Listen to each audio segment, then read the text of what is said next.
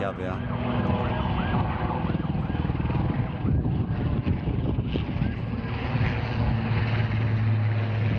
Abi Seferihisar'da yangın var ama burası gibi değil. Allah yardımcımız olsun, çok zor.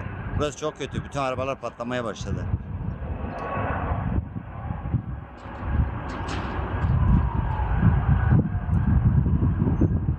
Şuraya baksana ya.